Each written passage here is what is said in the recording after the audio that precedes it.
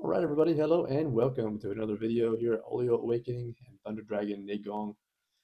Today we're going to be looking at another article concerning an important topic, and that is the role and place of alchemy in internal cultivation, in the practice of the internal martial arts. Taijiquan, uh, Baguazhang, Xingyiquan, and the related energy practices, Qigong, Neigong, meditation, yoga, all of these that would be considered internal alchemical cultivation arts. So before we get going, as always, be sure to like, subscribe, hit the notification buttons, whatever applies to wherever you're watching this, to be notified for further videos, instructional materials, and so on. Be sure to check out the website where we have classes, courses, informational material, and all of that. So, entering the alchemical worldview, a foundation for internal cultivation.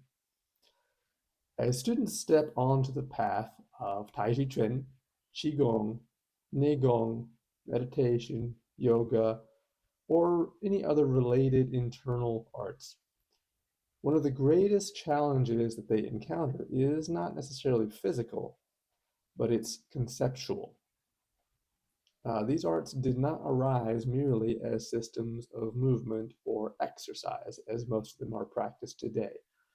Yoga being an excellent example, one that I often use because it's just so well known, but this applies to all the others as well.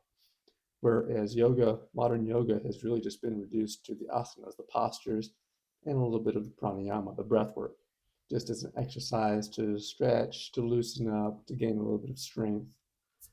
But this is not the complete practice. It is merely a preparation for the practice. It is part of it, a vital part of it, but not the entirety of it. And so too with these other practices such as Taiji and Qigong. Just the movement and the breathing is not the whole practice, even though it's often taught that way and practiced that way. So they were not just systems of movement or exercise. They were born within complete worldviews. They're living cosmologies that describe how the universe functions, how human beings participate in that functioning, and how conscious cultivation can transform both health and spirit. The idea is not just that we are exercising, but that we are working to cultivate all facets of our being, physical, mental, spiritual, and that we are working to understand functions and the processes of our bodies and how that relates to the functions and processes of the universe, to harmonize as much as possible and optimize these functions and processes to live a better life all around on the whole. So, in the modern era, it is common for practitioners to extract the physical mechanics from these traditions while setting aside their philosophical and metaphysical foundations. Of course, modern society is increasingly secularized, irreligious, atheistic, very materialistic in their approach, and they just want things. Well, I'm going to do an exercise that's going to give me X results. I mean, to get stronger or to get in shape, to be healthier, to gain self-defense abilities, which is big in the martial arts. I just want to do the speaking just of the martial arts, I just want to do the self-defense part. I don't want to learn all the spiritual stuff that goes with it. It's very common with modern karate, jiu-jitsu, taekwondo, all of these things. They just learn the self-defense, learn the physical techniques and strategies, and develop the physical body to be able to perform those in the best possible way. And the problem is, while that is great, that's wonderful, that absolutely should be done, when you leave off the spiritual, the so-called esoteric metaphysical part of it, very often you end up with a bunch of injuries and actually tearing your body down rather than getting the real results that you could reach if you practiced both in harmony. I see this all the time when I'm dealing in my verbal practice with people who come in. They'll say, "Yeah, I train jujitsu."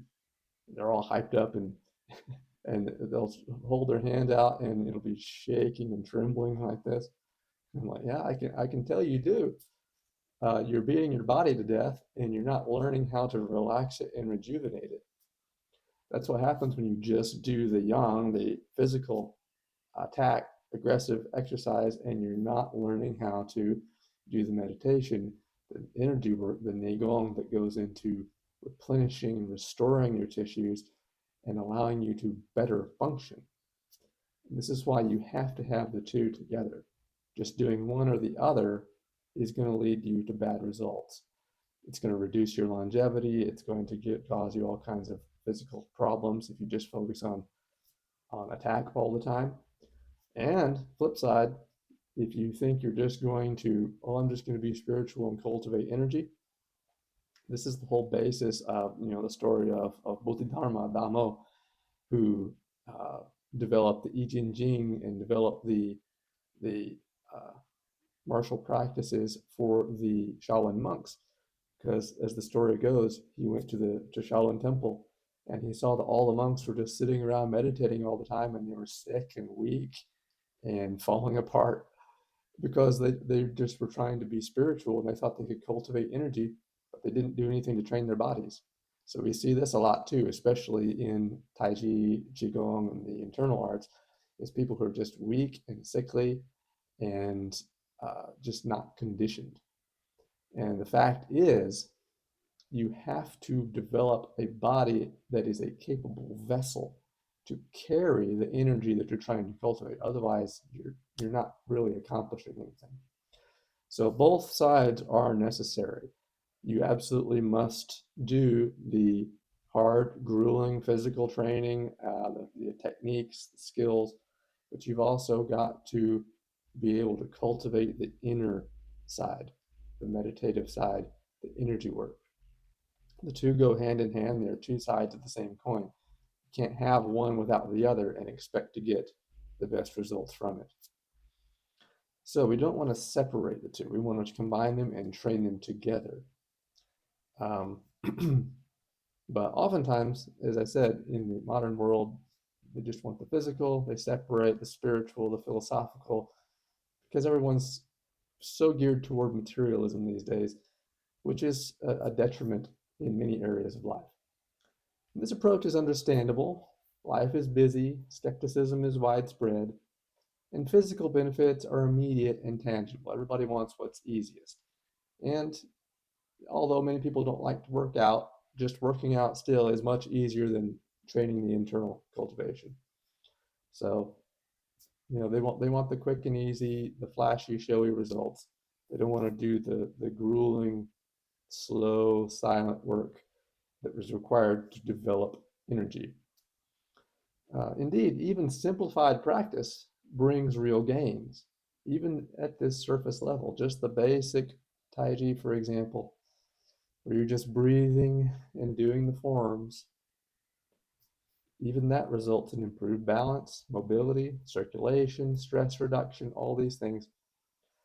And yet, still, something essential is lost when we stop there. If that's all we do, we will have great benefits, but not the fullness of the benefits. The internal arts were never intended to be mere calisthenics.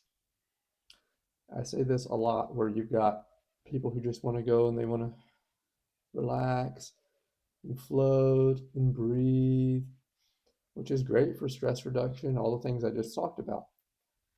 But if that's all you're doing, you could make up your own movements and just breathe deeply and slowly, and you'd be fine. You don't have to do the actual uh, codified techniques that are done in Taiji and Qigong and these practices. If you're not doing them internally and you're not developing your vessel with the internal techniques, then just the external movements aren't really doing anything other than whatever you could make up yourself. If you really want to gain what these arts have to offer, you must learn to develop what these techniques, these specific techniques, are designed to develop. So you've got to go deeper than just this, I'm going to relax and float. That's fine as far as it goes, but it's not going to get you anywhere in the real practice. They were never intended to be mere calisthenics. Every movement, every posture in these codified systems is there for a reason, to effect a specific purpose in the body. They are alchemical disciplines, methods for refining body, breath, and mind into a coherent, harmonious whole. To access their deeper power, we must gradually adopt the worldview from which they arose. It's very important that we understand the cosmology and the framework from which these arts arose. And we don't just strip all that away and just do movements. And this is very important, and I'll show you why as we go along here.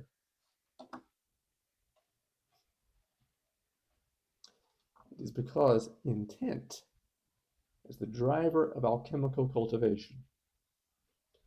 A foundational idea shared across authentic internal traditions is expressed in the Chinese saying, Yi Dao Qi Dao. Where the mind goes, the qi follows. Now this has layers of meaning, but we're just going to go at the basic level for now. This single phrase reveals a great deal. It tells us that the intent, the yi, is not a passive mental state, but it is an active force that organizes energy, qi, physiology, and ultimately experience itself. Technique alone does not determine the results. As I said, just doing the movements isn't going to get you anywhere if you don't know what is happening inside the body. The outward postures and movements these shapes are empty unless we fill them with the proper internal mechanics and intent. You can have two people who may perform the same movement, yet cultivate entirely different outcomes depending on the quality of their awareness, their intention, and their understanding. So this is one of the reasons why true Qigong is exhausting and grueling effort. We look at it from the outside and we say, oh, he's just standing there, standing still. Well, a lot of people can't even do that. I have so many people who just don't realize how taxing it is on the body just to stand still, especially with how hyped up and overstimulated people are these days. They so often struggle to wind down and to slow down, to stay still. But even beyond that, people think, oh, he's just standing still, there's nothing happening. There is a world of things happening inside the body that we're monitoring and regulating and moving and adjusting constantly. So while we look still on the outside, the inside is always moving and balancing. And this is exhausting mental work, it's exhausting physical work. But most people don't do this when they practice. They're not even taught this. Most teachers don't even give this.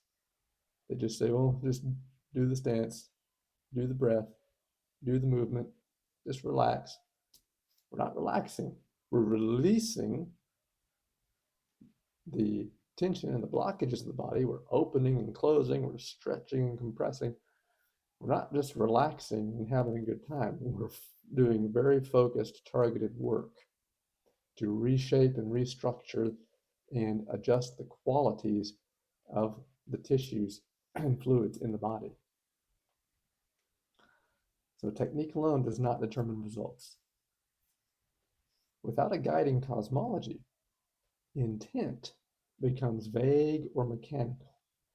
This is why it is important to understand where these arts came from and the traditions that surround them and gave birth to them.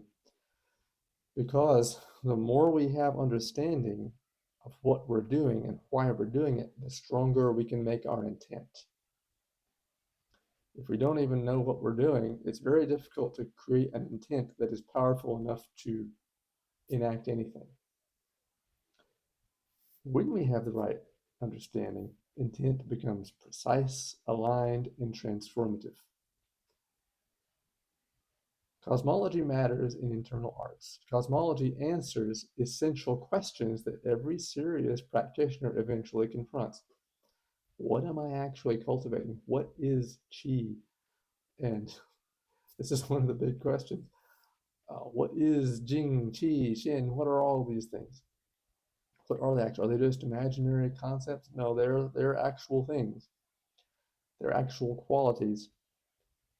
But it's important that we study where they came from and what they are so that we can have a proper understanding of the answers to these questions.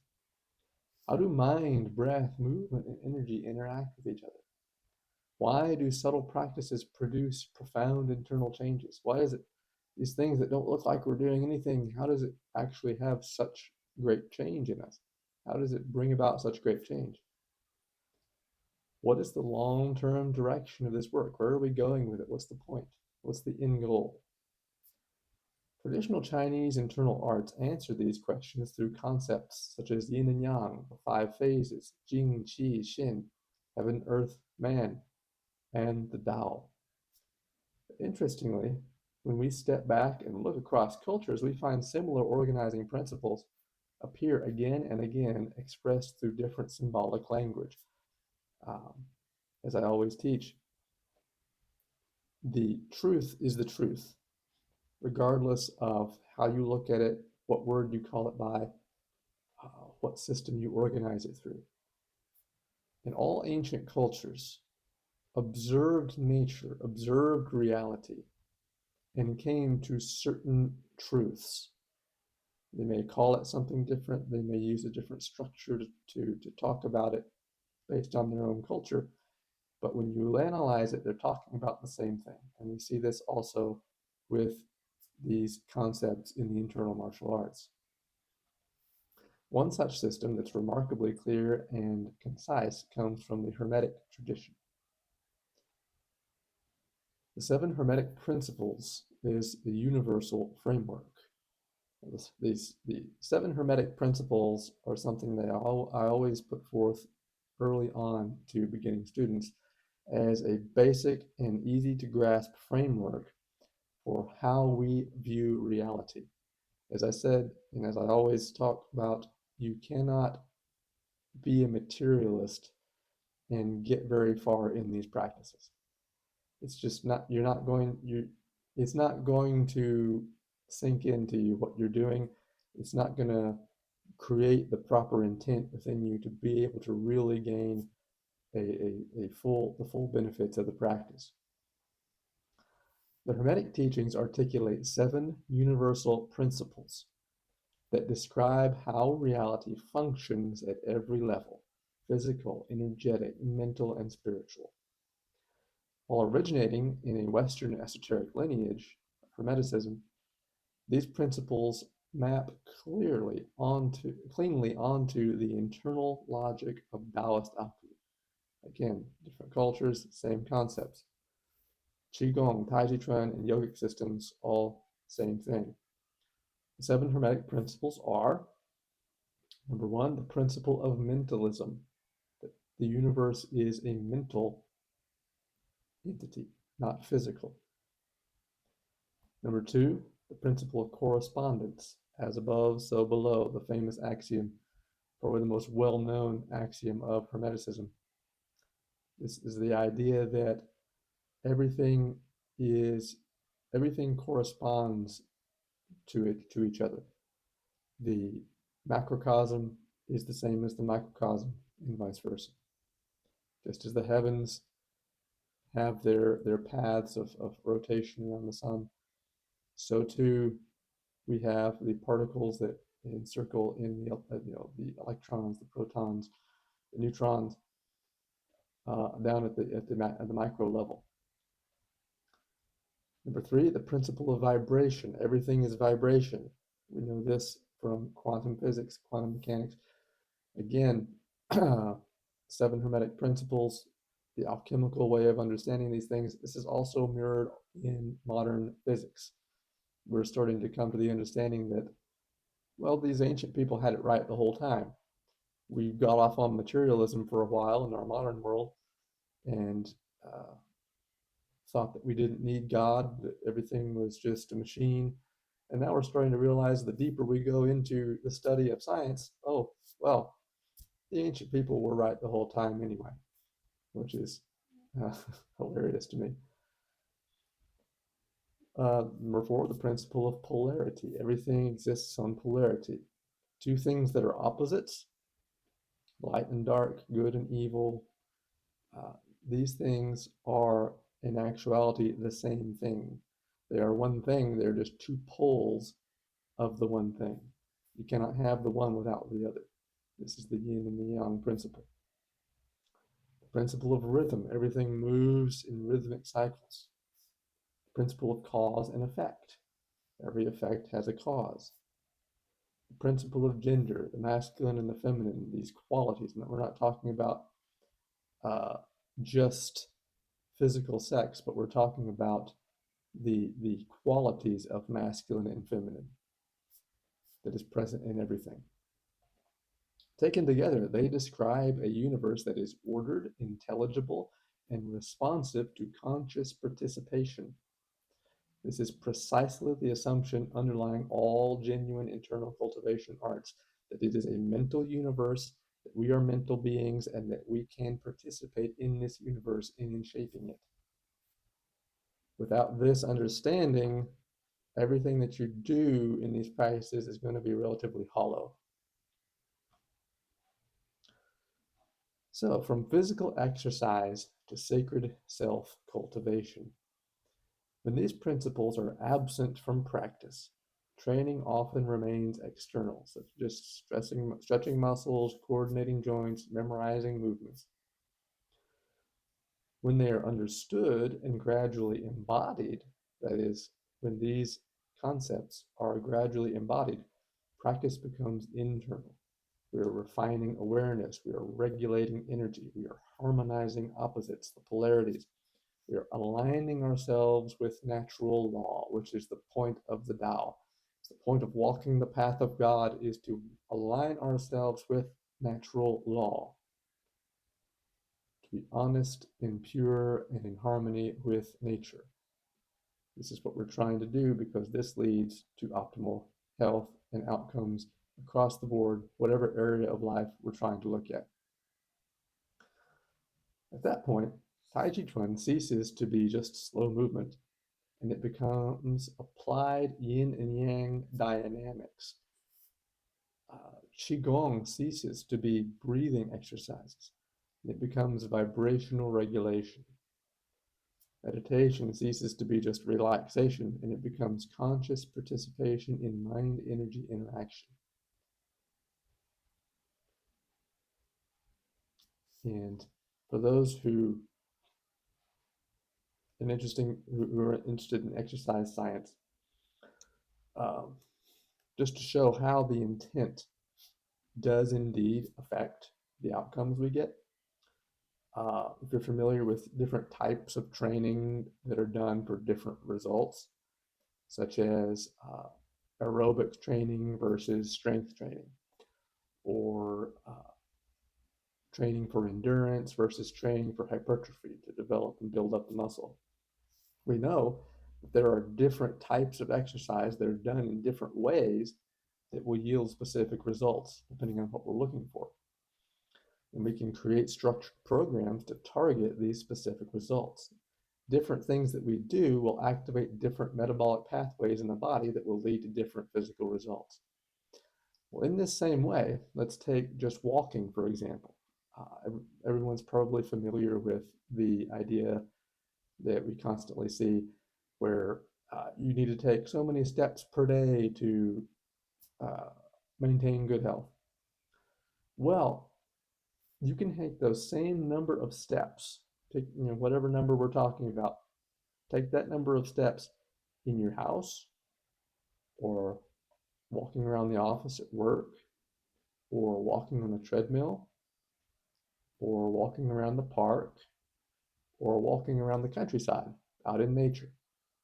You can take those same number of steps, but they have found that your situation, where you are, and your intent, what you are doing, will actually affect the metabolic pathways that are activated even before you've taken a step. This is what I'm talking about, this mental reality and how the mind directly affects the results that we get from the body. So you can take 10,000 steps at your office. You can take 10,000 steps on a treadmill, or you can take 10,000 steps walking around the countryside. Same amount of steps. But those steps you took walking around the countryside, where you're actually seeing nature around you and you're going somewhere, is going to activate more efficient and beneficial metabolic pathways in the body and get you better results than walking in place on a treadmill or just walking around the office. This is the fallacy of the common excuse people give when they say, well, I don't need to exercise. I walk around the house a lot. I walk around the office a lot. It's not the same because the intent is not there. You're doing the same physical work, but it's not having the same result in your body because these metabolic pathways are not activated until your intent is activated. And this is what we're talking about here with these practices. Until you know what you're doing and why you're doing it and what is happening, you're not going to get the best results. This is science, even though our modern culture is conditioned to think of science as a materialist pursuit, a materialist thing. The concept of mentalism, the mental reality, is where we have come in science. It is what we are, the most current and modern studies in physics tells us that this is indeed a mental reality. And this is something that people need to come to understand, because the more you can activate this and make it work for you, the better results you're going to get. So setting the direction for the journey ahead, the purpose of introducing the 7 Hermetic principles at the outset is not to replace Taoist theory, but to provide students with a clear universal framework through which the deeper meaning of the internal arts can be understood. This is why I put the Hermetic principles as the first thing to look at, because it's just easier to grasp typically for a Western mind. Taoist cosmology is a very dense and deep undertaking to learn. It's not beginner friendly in the least for a Western mind. So taking these 7 Hermetic principles and learning about them and learning how they apply and doing that first really sets the stage and builds the groundwork so that when we start looking at these more complex, more foreign concepts, they become easier to understand. They fall in place much more easily. They give us a compass, an orientation toward what we are cultivating and how transformation occurs and why intent is so essential, so central to the work. So over the course of the next articles in this series and the next videos we'll be doing here, we will explore each of these 7 Hermetic principles in turn with particular attention to their relevance in Taijiquan, Qigong, Neigong, meditation, and related alchemical practices. So each principle will serve as a bridge connecting philosophy to physiology, showing why the two have to go together. You can't have one without the other. Again, 2 poles, 2 opposites are actually the same thing. Metaphysics is joined with movement, and worldview is joined with lived experience. This is the beginning of learning not just how to practice, but why the practice works, which is a huge thing that people have questions about and need to understand. And how to harmonize all aspects of oneself in accordance with natural law, which is the ultimate goal. So everyone, thanks for watching. Hope you enjoyed. Again, be sure to check all the links below. Check the website where you can find more articles, videos, instructional materials, classes, courses, consultations, and all that. And everybody, we will see you next time with the next lesson. Take care until then.